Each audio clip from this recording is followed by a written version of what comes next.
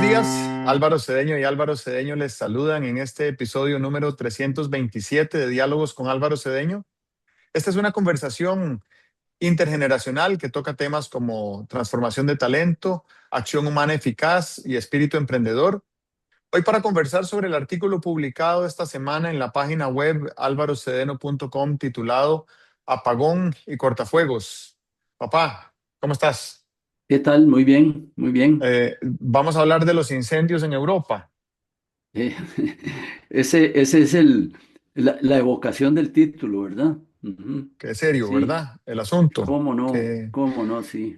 es un Ujú. fenómeno, los incendios son de esas calamidades naturales que no se pueden parar, ¿verdad? Hay que Sí, quitarse del sí, sí. camino. Ujú, claro, Ujú. claro. Bueno, adelante, ¿de dónde Ujú. viene la génesis de ¿De, esta idea? de dónde viene? Ok.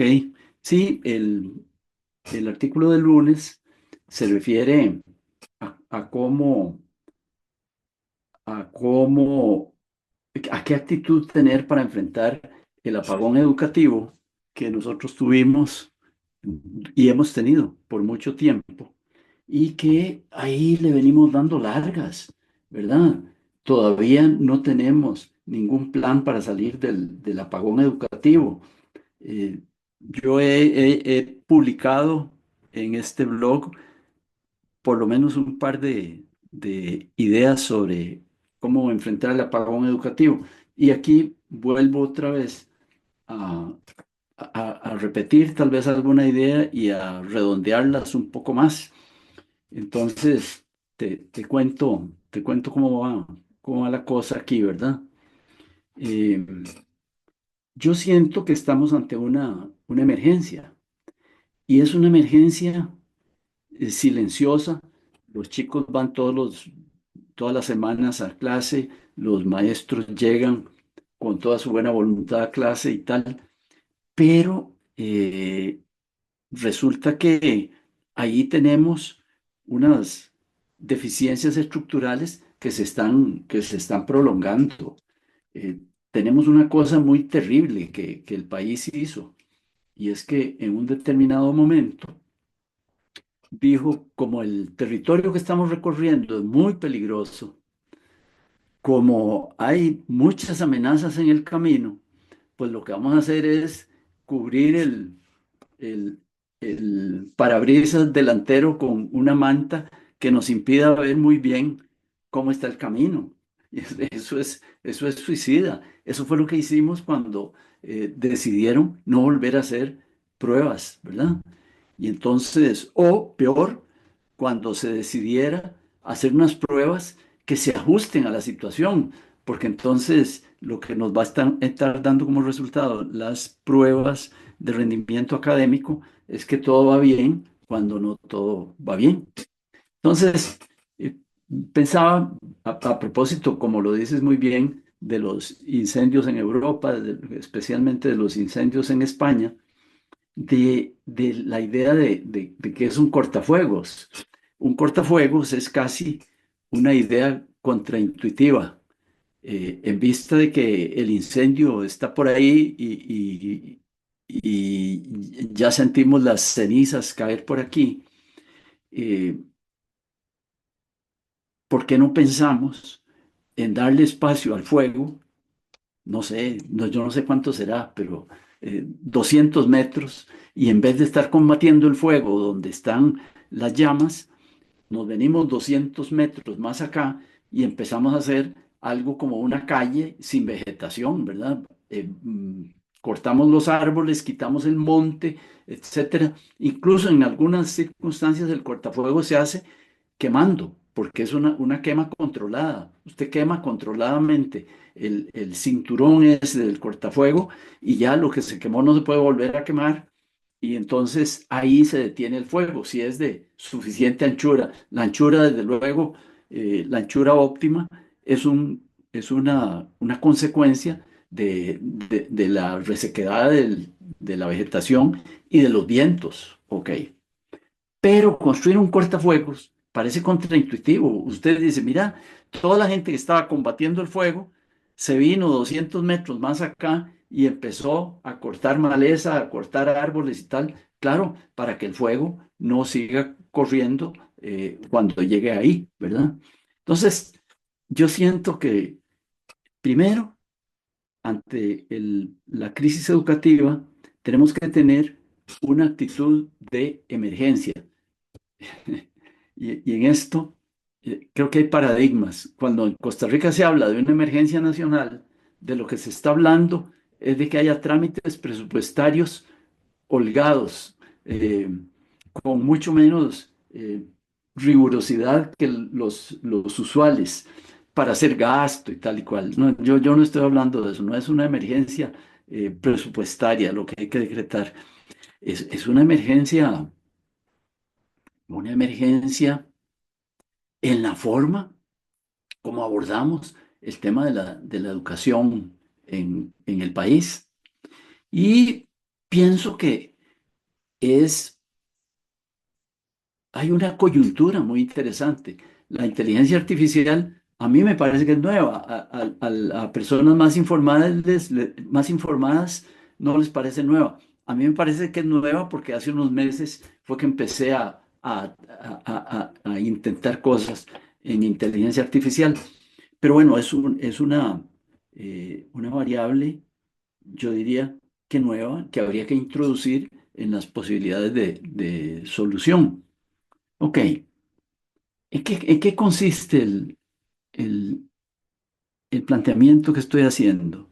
Bueno, vamos a ver, yo creo que eh, hay un enfoque que a mí me gusta mucho, me gusta mucho, y es que nosotros aprendemos, los seres humanos aprendemos, no porque haya maestros que nos estén enseñando, benditos los maestros que tuvimos, que nos aceleraron el proceso de aprendizaje, pero los seres humanos aprendemos por diseño, aprendemos por diseño, lo cual no debería ilusionarnos como especie, porque otros animales también aprenden por diseño, ¿verdad? Los perritos aprenden por diseño y los pajaritos aprenden por diseño. La vida y el aprendizaje están estrechamente relacionados. Y entonces pienso que nosotros deberíamos ser, primero, muy respetuosos ante el fenómeno de la vida y deberíamos ser muy respetuosos ante el fenómeno del aprendizaje. Si consideramos que los seres humanos aprendemos por diseño, que es inevitable, tenía un amigo y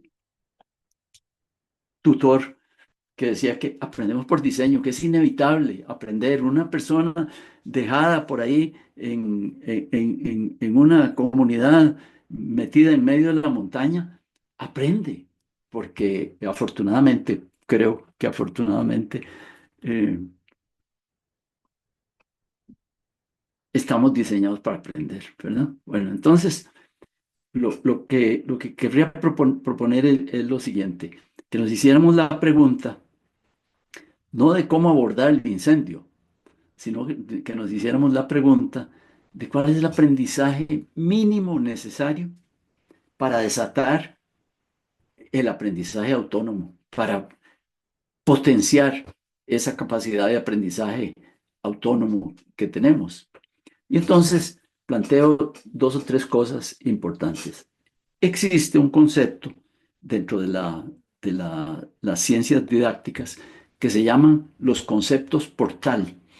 Hay unos conceptos que si no los tenemos, no podemos pasar al concepto siguiente, ¿verdad? Eh, vamos a ver un concepto portal. Eh, Creo que si uno no entiende lo que es un territorio, si uno no entiende lo que son accidentes geodésicos o topográficos, pendientes, ríos, lagos, etcétera, pues no entendería geografía. ¿Cómo le vas a explicar geografía a alguien que no sepa lo que es un río? ¿Cómo le explicas que entre Nicaragua y Costa Rica un porcentaje alto de la frontera está constituido por un río. Entonces, hay unos conceptos portal que no son todos los conceptos. Uno, para entender lo que es una llave, no necesita entender lo que es una cerradura. Pero sí creo que para entender lo que es una llave y una cerradura, sí necesita entender lo que es una puerta. Ujú. Y eh, si le estamos explicando a un chico lo que es una puerta, hay que explicarle lo que es una bisagra. Esos son los conceptos que se llaman conceptos portal, desde luego llevados a un nivel de concreción abusivo, porque hay otros conceptos portal, por ejemplo, vamos a ver, no podrías entender lo que es eh, un antibiótico sin entender cómo es que funciona el combate, el combate de las enfermedades una vez que han atacado un organismo, ¿verdad? Bueno, eh, conceptos portales. Cuando tuviéramos claro cuáles son los conceptos portales, que no son infinitos, que son un cierto número para según qué niveles, en qué niveles de aprendizaje estés, los conceptos portales de un niño de primer grado son distintos a los conceptos portales de un muchacho o una muchacha de cuarto año de colegio. Eh, el otro esfuerzo que habría que hacer es el de las técnicas de aprendizaje. Deberíamos saber cómo es que se aprende, por qué es difícil aprender, cuáles estrategias de aprendizaje no rinden buenos frutos. Por ejemplo, la memorización rinde menores frutos que lo que puede rendir la técnica de aprendizaje de relacionar cosas, porque nuestra memoria es limitada. En cambio, nuestra capacidad de relacionar cosas es muy amplia. Eh, una vez que hemos hablado de técnicas de aprendizaje, creo yo que tenemos que plantear, introducir con toda delicadeza el tema del valor ético de aprender. Fíjate que eh, este cerebro que cada uno de nosotros tiene es un recurso natural. Es un recurso natural. ¿Qué hubiera pasado a la humanidad si Einstein o Fleming no hubieran cultivado su cerebro? Pero lo cultivaron. Seguro que no dijeron, esto es un recurso natural, pero es un recurso natural. Y cada vez que nosotros escogemos ver una serie en televisión en vez de oír una charla en YouTube de un tema que te interese y te edifique, te construya, me parece que estamos desaprovechando un recurso natural. Eso es lo que llamo el valor ético de aprender. Es que creo yo que hay una serie de paradigmas eh, que obstaculizan el aprendizaje. Si uno cuando está intentando aprender, tiene como paradigma que está intentando aprender para que los papás le compren la bola de fútbol o la bicicleta que le prometieron, me parece que es un paradigma obstaculizador, es un paradigma empobrecedor. Si está intentando aprender para sacar buena nota, me parece que también es un paradigma mutilante. No estudiamos, no aprendemos para sacar buena nota. Si aprendemos para llegar a ser lo que podemos ser. Ese es el desafío, esa es la actitud. No es para que cuando nos dieron el 10, la clase todos se vuelvan a mirarnos, ¿verdad? Ok. La otra cosa que me parece que es muy interesante y que para los lectores atentos no está en el artículo, es el tema de cómo conectar todo esto con lo que se denomina intereses profundamente arraigados. Hay una persona a la que le interesa mucho las hojitas y los pajaritos y tal y cual, a otra le interesa mucho las ecuaciones y las sumas y las cantidades y la geometría, a otro le interesa mucho el trabajo con personas y tal. Hay un famoso artículo de hace muchos años en la revista de Harvard de un par de psicólogos donde introdujeron el tema de los intereses profundamente arraigados, diciendo que cada uno de nosotros tiene, creo que decían, 8 raíces de intereses profundamente arraigados y que cuando decimos qué feliz me siento siendo abogado, o qué feliz me siento siendo ingeniero químico, o qué feliz me siento siendo farmacéutico, es porque lo que hacemos ha conectado con esos intereses profundamente arraigados.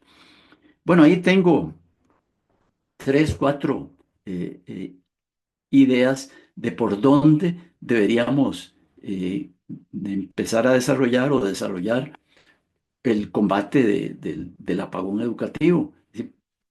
Por dónde deberíamos recorrer el camino de la emergencia en la que estamos metidos, ¿verdad? Eso es.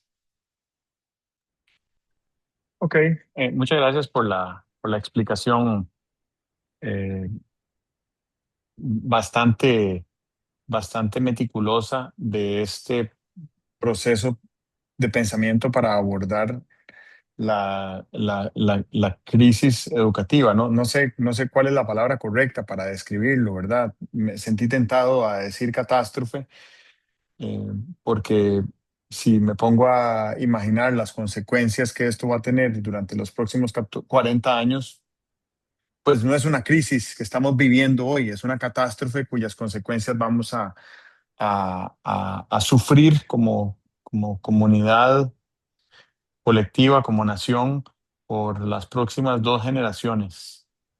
Eh, no digo que sea inevitable, y ahí es donde creo que hay que tener cuidado con la escogencia de las palabras, porque podría ser que nos vayamos, podría ser que nos fuéramos por una línea de pensamiento de escenarios indeseables que nos conduzcan hacia una catástrofe muy profunda y prolongada, pero podría ser que eligiéramos otro rumbo de pensamiento que nos condujera hacia la identificación de grandes oportunidades de desarrollo y florecimiento individual y colectivo que no surgirían si no existiera esta crisis.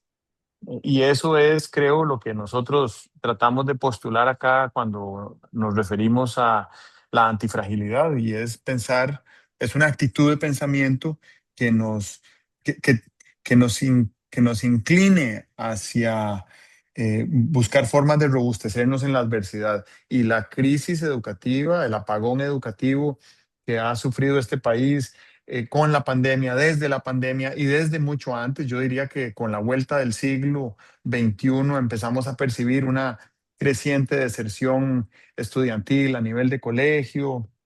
Entonces los chicos siguen aprendiendo a leer y a escribir en primaria, pero después se desconectan de la lectoescritura, y pues se hace aún peor el problema con la digitalización. Pero a lo que voy es que en este escenario de apagón educativo que hemos venido viendo, la lumbre de la candela haciéndose cada vez más chiquitica en el transcurso de lo que va este primer cuarto de siglo y un poquito más, eh, debemos encontrar oportunidades para relanzar una obra de política pública que ha consagrado a este país como uno de los países más desarrollados del mundo, por lo menos bajo un indicador específico que es el índice de progreso social. Este es uno de los 3 países en el mundo que ha tenido mayor eficiencia convirtiendo Producto Interno Bruto en, en desarrollo humano. Y eso es un distintivo que es bastante importante para entender el impacto que ha tenido en la Costa Rica que somos, los esfuerzos que se han hecho desde el sector público, en alianza público-privada, a través de organizaciones no gubernamentales como las universidades públicas, a lo largo de los últimos 60, 80, 100 años, ¿verdad? Este no es un gallito que hemos cocinado a la carrera en los últimos 10 minutos para quitarnos el hambre, ¿verdad? Este es un estofado muy nutritivo que hemos cocinado a lo largo de múltiples generaciones para darnos en buena parte la Costa Rica que somos hoy y que tenemos y que valoramos. Uno podría, bueno, dicen que las comparaciones son odiosas, pero en materia de desarrollo nacional es importante compararse, no para ver mejor a quién estamos, sino para identificar estándares de otros que están mejor que nosotros y ver qué tendríamos que hacer para llegar allá, ¿verdad? No es compararnos con Nicaragua, ni compararnos con Haití, ¿verdad? Eso no nos aporta nada. Tal vez nos sirve para darnos cuenta de qué hubiera pasado si no hubiéramos hecho los esfuerzos que hicimos, pero eso no nos aporta nada respecto a cómo movernos hacia adelante. Cómo movernos hacia adelante es compararnos con Singapur, compararnos con Eslovenia, compararnos con Estonia, compararnos con Finlandia, ¿verdad? Eso es, en materia educativa, eso es donde yo pondría la mira para decir, ah, mira, qué bien esto que hicieron los singapurenses, qué bien esto que hicieron los eslovenios y qué bien esto que hicieron los finlandeses. Sin embargo, eso podría hacernos caer en una conversación de wishful thinking, ¿verdad? Sería, hey, ahí nos podemos tomar un cafecito hasta que se enfríe, pensando qué bonito sería si nosotros tomáramos decisiones en función a estos criterios. Y antes de tomar decisiones en función a estos criterios, creo que es importante explorar eh, el diagnóstico de por qué estamos como estamos y por qué no estamos moviéndonos en la dirección de Finlandia y Singapur de manera más expedita todavía, ¿verdad? Bueno, creo que tú recuerdas, pero no sé si quienes nos escuchen recordarán que cuando nosotros empezamos a grabar estos episodios, decíamos en los años, en los meses de pandemia y pospandemia, que en el año 2022, en la elección presidencial, Costa Rica se jugaba la década. Y se jugaba la década porque las decisiones de política pública y el impacto que esas políticas tuvieran a lo largo de esa administración 2022 al 2026 iban a tener un efecto residual que llegara hasta el 2030. ¿Verdad? Y ojalá más allá, porque cuando las políticas públicas son diseñadas con criterio a largo plazo, entonces uno no espera que rindan frutos solo por 4 o por 8 años, uno espera que rindan fruto por 40 o por 80 años, que es lo que ha pasado en materia educativa, de salud, de infraestructura, de medio ambiente en este país. Eh, y sin embargo, en el 2022, el país de manera soberana y democrática tomó una decisión político-electoral que sacrificó buena parte de la década. ¿Por qué? Porque la administración pasada no sembró las semillas que pudo haber sembrado en ese episodio pospandémico tan fértil que disfrutó la humanidad para que germinaran diferentes especies en nuestro jardín y nos permitieran creer que el futuro era más próspero. En este momento, me parece que en Costa Rica es más difícil creer que el futuro es más próspero de lo que era hace 4 años, ¿verdad? Cuando veníamos saliendo de pandemia, que la gente estaba harta de estar enclaustrada en sus casas y con restricción vehicular, había una expectativa de que el futuro podía ser más próspero. En este momento,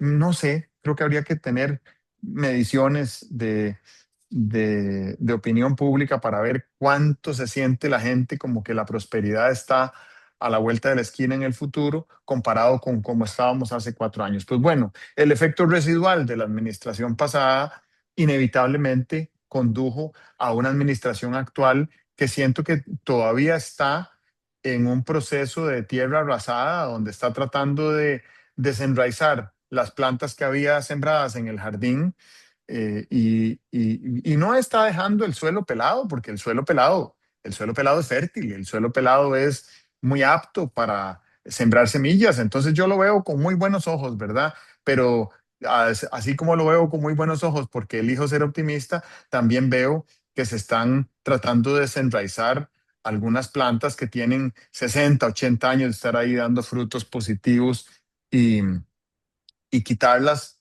podría traer unas consecuencias que nos duren más tiempo de lo que va a durar el reemplazo de esas plantas que estamos quitando, si es que las vamos a reemplazar por plantas al menos igual de vigorosas y productivas que las que estamos quitando. Entonces, la pregunta obligada que yo necesito formular en este momento, después de esta introducción tan larga que hice, es quién gana con el apagón educativo.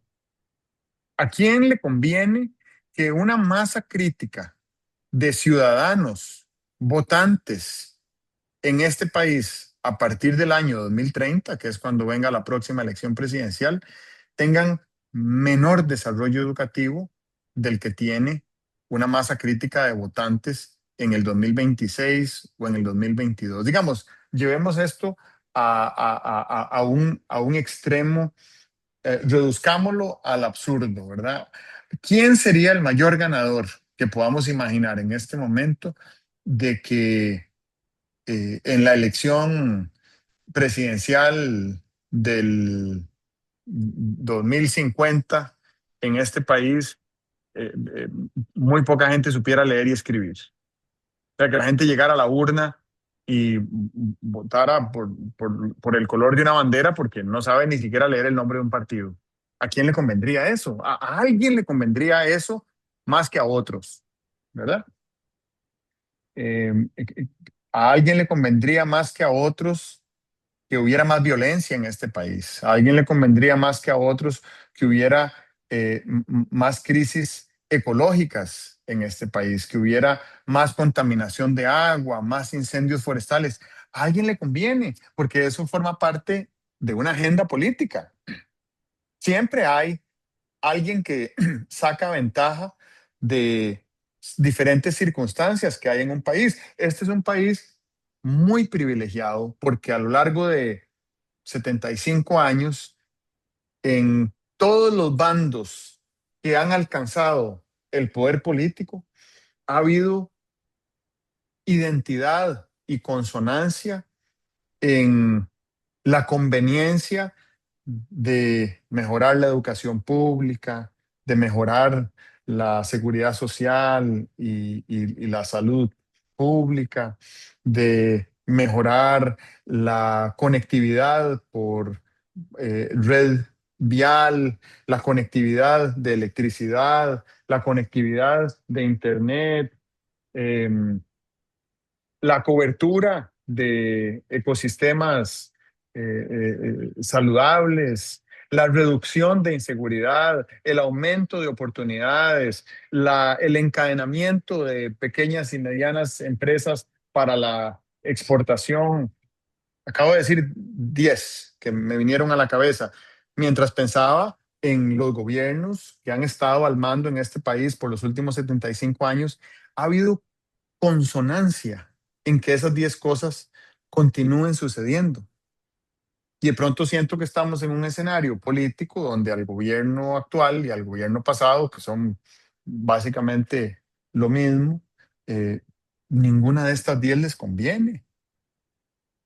¿Y cuál tiene que ser la agenda ideológica de un grupo de personas que aspira al poder para que ninguna de estas 10 áreas de desarrollo socioeconómico, político, humano, ecológico le convenga? ¿Cuál tiene que ser la agenda ideológica? Y bueno, nosotros también hablamos mucho aquí de la economía de la atención, y me parece que la economía de la atención le da ventaja al que quiere ostentar el poder por el poder, aunque no tenga una agenda de desarrollo, porque el poder por el poder se puede obtener aún mintiendo y aún faltando a la verdad y aún destruyendo. Entonces, me parece que por ahí podríamos encontrar sospechosos y que esos sospechosos nos sirvieran para tratar de responder a la pregunta, ¿quién gana con el apagón educativo? Tengo algunas otras cosas que decir, pero no quiero agotar todo el oxígeno de la conversación con esto. Sí quiero decir una cosa y es que dos cositas quiero decir. Primero, respecto a la emergencia, ¿verdad? A la emergencia y a la oportunidad de la crisis educativa. ¿Cuál es nuestra capacidad de gestión? Digamos, si nosotros no contamos con las autoridades del gobierno, cuál es la capacidad de gestión que tenemos para resolver esta emergencia por medios alternativos, alternativos al gobierno, alternativos a la educación pública tradicional, a las escuelas y colegios?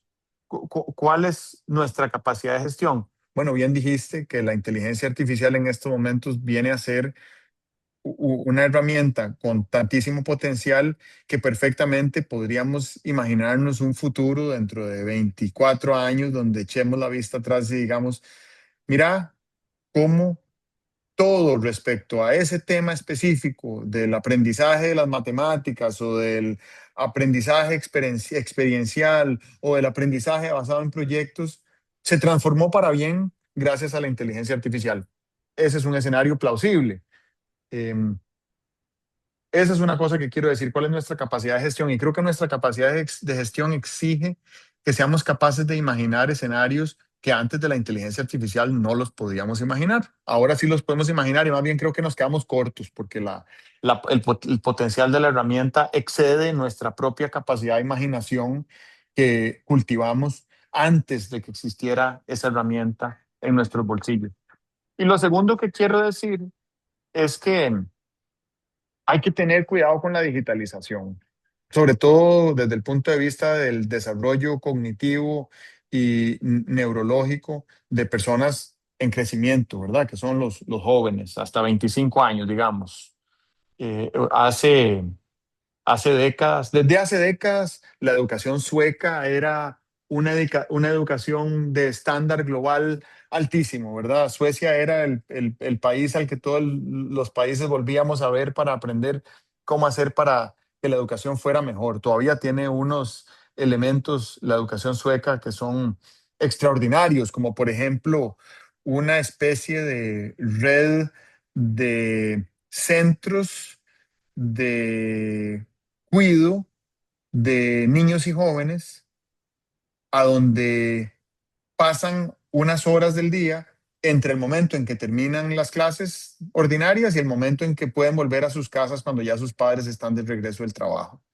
Entonces son como unos centros de estancia, pero en esos centros de estancia hacen tareas, tienen convivio con otros chicos de otras escuelas, practican deportes, aprenden otras destrezas, reciben tutorías en áreas en las que tengan desafíos académicos. Son lugares de muchísimo desarrollo formativo para los niños y jóvenes más allá de las escuelas y no son obligatorias, pero a todo el mundo le conviene. Tanto a los chicos como a sus padres les conviene que sus hijos pasen ahí 1, 2, 3, 4 horas al día mientras recuperan la condición en el hogar con al menos un padre presente para que puedan regresar a sus casas. Bueno, Suecia todavía tiene esas cosas. Pero resulta que cuando surgieron las computadoras portátiles y sobre todo los dispositivos móviles electrónicos, Suecia se fue de cabeza en, en la apuesta por esas herramientas tecnológicas para la educación de sus chicos. Y consistentemente, en los últimos 15 años, la calidad de la educación sueca ha venido cayendo de manera vertiginosa, sobre todo cuando se le compara, por ejemplo, con Finlandia, que Finlandia siempre vio a Suecia como un ejemplo a seguir, fue caminando en la dirección de Suecia llegó al estándar de Suecia y Suecia empezó a decaer, pero Finlandia siguió creciendo. Entonces la distancia que hay hoy en día entre el modelo educativo finlandés y el modelo educativo sueco es abismal, pero en la dirección contraria de como era hace 40 años. Y el gran detonante de ese cambio, por lo menos desde el punto de vista del deterioro educativo sueco, es la introducción de aparatos digitales para que los chicos, en vez de escribir a mano, escriban en compu, en vez de pensar, busquen, eh, corten y peguen en vez de reescribir, ¿verdad? En vez de que hagan un dictado y escriban en sus cuadernos, pues ahora hacen otras cosas, qué sé yo, dictan o yo no sé. Y, y entonces las autoridades educativas suecas, que no son tontas, se dieron cuenta de que habían cometido un error y están en este momento haciendo un giro radical para eliminar la digitalización de las escuelas y colegios y volver al- a la tradicional manuscrita. Porque resulta que cuando escribes a mano, y sobre todo cuando ya aprendes a escribir a manuscrita y no en letra de molde o letra de imprenta, cada vez que tú escribes tu propio nombre o cualquier palabra en manuscrita, tu cerebro tiene que establecer nuevas conexiones neuronales y por eso es que tu letra no siempre es igual. Tú puedes escribir tu nombre 100 veces y en esas 100 veces que escribas tu nombre, en algún momento vas a cometer algún error o vas a ver la letra y te vas a dar cuenta de que algunas te salieron un poquito diferentes a otras. Y es porque cuando uno escribe en manuscrita, el cerebro tiene que recrearse, tiene que hacer un esfuerzo adicional por lograr aquello que es una manifestación artística. La escritura en manuscrita es una manifestación artística y la manifestación artística no es siempre replicable, ¿verdad? Hasta la voz de un cantante le sale diferente una vez que canta la canción y otra vez que canta la misma canción. Y pues entonces la educación sueca está recuperando terreno perdido que la educación finlandesa no ha perdido porque ha seguido avanzando en una línea que traía y nunca se vio tentada por la digitalización que hoy vemos como algo efímero. Entonces, a la hora de introducir inteligencia artificial como una gran oportunidad de desarrollo educativo, creo que también tenemos que tener mucho cuidado de cómo lo vamos a introducir para que no nos salga más caro el caldo que los huevos. Te cedo la Ujú. palabra mientras me sirvo un vaso de agua, pero aquí te escucho. Ok, ok. Bueno, en primer lugar, me llama mucho la atención la, la pregunta que te haces de si esta situación educativa costarricense es una crisis o es una catástrofe. Yo diría que es una crisis en marcha, pero que ya tiene efectos catastróficos. El déficit de formación que han sufrido los estudiantes en los últimos 10, 20 años, ese déficit ahí está y no será sencillo superarlo. O sea que en ese sentido es una catástrofe. Pero la crisis continúa, ¿verdad? Seguimos estando en una situación de bajos rendimientos, clarísimamente sin ningún rumbo de solución, y eso nos mantiene en una crisis, pero eh, los resultados de esa crisis se van produciendo y acumulando todos los días. O sea que el chico al que pones en la escuela hoy, dentro de 3 años, tendrá una acumulación de déficits que no digo yo que no sea superable. Yo apuesto mucho a la plasticidad del ser humano, no solo a la neuroplasticidad, sino a la plasticidad del ser humano.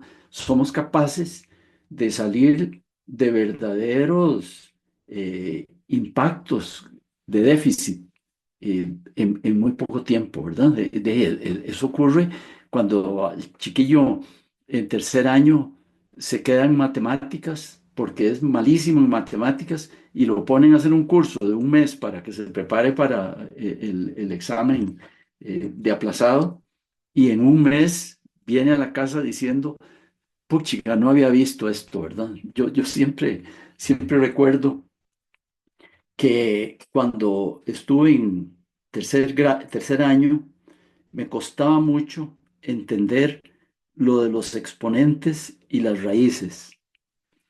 Y no lo entendía, no lo entendía, no lo entendía, hasta que un día en casa de un compañero de clase, su hermano, que era mayor y estudiante de una escuela nocturna, de un colegio nocturno, decidió que nos iba a explicar el cuento ese de los exponentes y las raíces. Y en horas, algo así como en 3 horas, vimos la luz. ¿Eso qué te quiere decir? Que los seres humanos somos capaces de dar verdaderos saltos en materia cognitiva, en materia de formación y tal y cual, ¿verdad? Bueno, me gustó muchísimo la, la pregunta o la afirmación que haces de que este país fue muy eficaz en convertir Producto Interno Bruto en desarrollo humano. Eso me parece que es una imagen muy, primero es muy cierta y segundo es muy motivadora. Eh, yo creo que el Producto Interno Bruto como Producto Interno Bruto ya es una cosa que deberíamos ir abandonando. De hecho, hay economistas de vanguardia que han abandonado el culto al Producto Interno Bruto, porque lo importante no es la suma de todo lo que, todo lo que el país produzca en un año, sino más bien qué ocurra con la población de ese país en un año. Y si mejoró su desarrollo humano, etcétera. Yo no querría vivir en un país donde todas las carreteras fueran de 4 pistas, pero, pero que la gente no tuviera espíritu crítico o que la gente no tuviera una ética bien cimentada. Aquí durante muchos años vivimos en un país donde usted hacía una muestra cross-seccional, se debe llamar, de gente. Y los obreros amaban la democracia, los agricultores amaban la democracia, los empleados de comercio amaban la democracia, los profesores y maestros amaban la democracia, las mujeres amaban la democracia y los chicos amábamos la democracia. Eso nos garantizó, desde luego, que la democracia se nos convirtió como en una segunda naturaleza. Hoy esa segunda naturaleza como que está en cuestión. Yo veo que hay mucha gente desalentada con la democracia, lo cual no me parece que sea ninguna falla cognitiva ni ninguna falla ética. Se puede estar desalentado con la democracia, pero una cosa es estar desalentado con la democracia y otra cosa es estar más o menos en actitud de decir, yo estaré dispuesto a cualquier cosa que no, aunque no sea democracia, siempre que me garantice no sé cuánta cosa, ¿verdad? Porque ahí nos estamos saltando, no sé, siglos de historia que han hecho que la democracia sea un sistema imperfecto, pero el mejor de los sistemas. Bueno, eso sobre en qué debía convertirse el PIB. Y por cierto que cuando uno está hablando de políticas públicas, lo primero que debería decir es, sí, estoy haciendo las políticas públicas en materia de crecimiento económico, pero ¿para qué quiero el crecimiento económico? ¿Lo quiero para que se convierta en carreteras y puertos o para que se convierta en gente más crítica, más ilustrada, más prudente? Finalmente, yo pienso que la humanidad, el gran objetivo que tiene, lo ponga o no lo ponga sobre la mesa, es el objetivo de la felicidad. Eso me lo aprendí no en un libro de política, sino que me lo aprendí en un libro de teología moral hace muchos años. La finalidad de todos nosotros es la felicidad. Y entonces, cuando pensamos en crecimiento económico, deberíamos pensar en si ese crecimiento económico se va a convertir en felicidad o no, ¿verdad? Bueno, muy bien. Eh,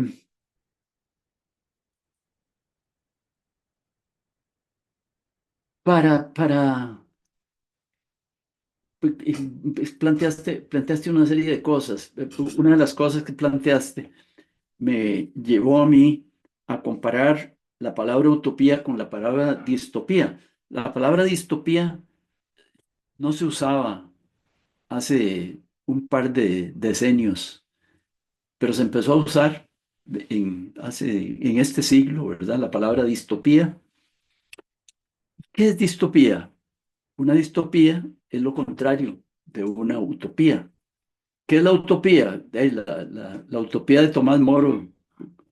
A los que no leímos la utopía de Tomás Moro, alguien nos dijo, no, es una situación donde, yo no me acuerdo si era de Cervantes esa cosa, dice, donde los perros están amarrados con salchichas, pero están tan bien alimentados que no se comen las salchichas con las que los tienen amarrados. Eso es una utopía, dice, hay una gran abundancia, ¿verdad? ¿Y qué es una distopía? Una cantidad de limitaciones, una cantidad de deficiencias éticas y tal. Es importante darnos cuenta de cuáles de las cosas que estamos sosteniendo son elementos de una distopía. A mí me parece que cuando uno dice, bueno, la verdad es que podríamos experimentar con una dictadura, ¿verdad? Eh, Experimentemos con una dictadura y si nos da mayor ingreso personal la dictadura que que la democracia, quedémonos en la dictadura. A mí me parece que eso es una distopía, porque a la dictadura vas, pero no se sabe cómo devolverse de la dictadura. O sea que la falta de una reacción de temor ante una dictadura, me parece a mí que es ya un elemento distópico. Deberíamos asustarnos de la dictadura. Siempre el cáncer ha sido una enfermedad terrible, pero hace 50 años decir cáncer te daba susto, ¿verdad? Hoy en día hay muchas terapias y en el futuro habrá más, ¿verdad? Bueno, hoy en día hablar de una dictadura debería producirnos el mismo temor que nos producía hace 50 años hablar de cáncer, ¿verdad? Mencionaste una cosa que es muy importante, es quién gana con un apagón educativo. Y para eso mencionaba lo de la distopía, porque si yo me pongo a decir, es que el gobierno tal está interesado en deseducar al país para hacer no sé qué cosas. Me parece que no tengo ningún elemento como para afirmarlo, pero sí podría pintar una distopía. Podría pintar una distopía donde un gobierno de un país se desentiende de la educación precisamente aplicando algo que aprendíamos en 1956 cuando nos preparábamos para el bachillerato, y es que Castro Madrid, fundador de la República, en 1848, Castro Madrid escribía sobre el entrelazamiento entre educación y democracia. Y era muy lindo, porque yo estaba en un colegio de varones, pero Castro Madrid tenía unos escritos relacionados con la 1848, con la importancia de la educación de las mujeres. Eso es bien interesante. Creo que hasta decía que a las mujeres había que educarlas porque eran las madres de familia del futuro. Eso es muy importante. Yo sé que ahora esto es mala nota porque no todas las mujeres se preparan para ser madres y me parece muy bien. La libertad individual es muy valiosa, pero lo que no pueden negar es que solo las mujeres podrán ser las madres del futuro o del presente, ¿verdad? Ok. Entonces, Castro Madrid en 1848 decía más o menos lo que podría sustentar esa elaboración literaria de una distopía donde gentes con poder político se desentienden de la educación precisamente porque piensan que es más fácil conducir un pueblo deseducado que conducir un pueblo educado, ¿verdad? Muy bien.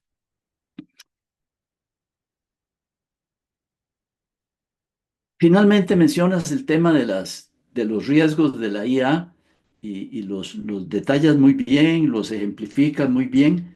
Claro, creo que todos los inventos, eh, todas las innovaciones son muy atractivas en un principio. Yo me acuerdo me acuerdo las primeras veces que vimos productos plásticos y entonces el producto plástico en una bolsa, qué bien, una bolsa plástica, qué bien, una botella plástica, ¿verdad? Pero hubo telas plásticas que se usaban para hacer zapatos de mujer y ya no eran tan bonitos porque eran plástico transparente y tal y cual. Eh, eh, eh, Toda innovación produce un poco como una fiebre de decir, vamos a ver en qué más podemos aplicar esto, en qué más podemos aplicar el plástico. Y ahora con la inteligencia artificial podría estar ocurriendo eso. Y creo que tenemos, que tenemos como país, como gente que piensa y tal, eh, informarnos y apoyar el señalamiento de los riesgos de la inteligencia artificial, lo cual hiciste con la comparación del sistema educativo sueco y finlandés. La digitalización y la inteligencia artificial no son para aplicárselo a cualquier cosa. No apliquemos el teorema del martillo, enséñale a un niño para qué sirve un martillo y se dedicará a martillar todo lo que se pueda martillar dentro de la casa, incluidas las ventanas. Ese es el cuidado que debemos de tener. Bueno, estos son mis comentarios sobre tu intervención. Estamos sobre la hora. No sé si pudiera dar una síntesis. Sí, quisiera decir que la crisis educativa no es de la misma importancia que lo que podría ser la crisis de infraestructura. Si se puede circular sobre carreteras que estén muy dañadas, con un daño para el producto nacional y para el tiempo de las personas, pero una crisis educativa tiene resultados más profundos que una gran cantidad de carreteras que estén en mal estado. Muy bien. Sí, nos ganó el tiempo. Fue hoy un intercambio eh, peculiar porque creo que las intervenciones que hicimos fueron prolongadas. Entonces, las tres cositas que tengo acá anotadas las voy a dejar enunciadas y procuraré no desarrollarlas. La primera, ya la mencionaste de manera parcial y es cómo hacemos para garantizar que la ciudadanía del año 2040 sea versátil, funcional y feliz. Eso es eso es un asunto que le compete al sistema educativo, pero no solamente al sistema educativo. El segundo enunciado es que la verdadera revolución de 1948, dice don Enrique Obregón Valverde, no fue una revolución política en el sentido estricto de la palabra, no fue en defensa de la democracia, no fue la reforma de la Constitución, sino que dice don Enrique que fue permitirle a todo campesino creer que sus hijos podían llegar a ser algo más que ellos mismos. ¿Cuál sería el equivalente a esa revolución del 48 en esta generación de costarricenses que tenemos en el año 2026? Esa también es una pregunta que creo que podría darnos luces largas sobre de lo que se trata este asunto, ¿verdad? Y lo tercero es que lo que está chupando más oxígeno hoy en día, no solo en Costa Rica, sino a nivel mundial, es la escena política, porque la escena política es más vendible en la economía de la atención, donde estamos todos como loquitos en nuestros aparatos digitales grandes y pequeños, de bolsillo y de escritorio, viendo a ver qué está pasando y tratando de mantener el hilo de todos los asuntos en todos los lugares donde nos resulta interesante, ¿verdad? Porque creo que a nadie le resulta interesante que hoy hubo un terremoto de 7.1 grados en la escala Richter en Japón, excepto a los japoneses, por supuesto.